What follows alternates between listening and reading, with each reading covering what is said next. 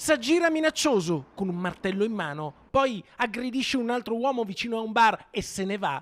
Follia in via San Vincenzo, attiene, qualcuno chiama i carabinieri al 112, sul posto arrivano i militari dell'aliquota radiomobile supportati da una pattuglia della stazione di Breganze.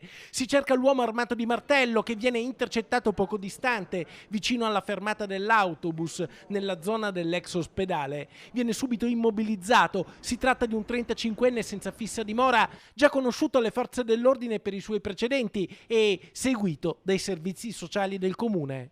Una persona ben conosciuta ai nostri servizi che hanno posto in essere ogni misura di aiuto e supporto che potesse mitigare la sua situazione di disagio.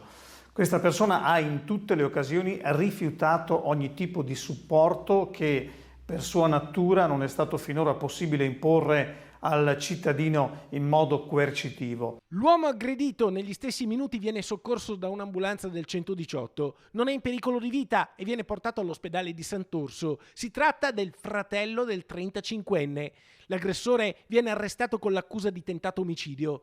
I testimoni raccontano l'accaduto, quello che hanno visto e sentito. L'uomo è stato portato in carcere al San Pio X di Vicenza in attesa dell'udienza di convalida dell'arresto. Ma il tema è anche politico. Il sindaco di Thiene infatti propone una riflessione sui poteri che le istituzioni hanno per intervenire in questi casi. Personalmente credo fermamente nelle istituzioni, ma il sindaco non può farsi carico di soggetti che non vogliono essere aiutati.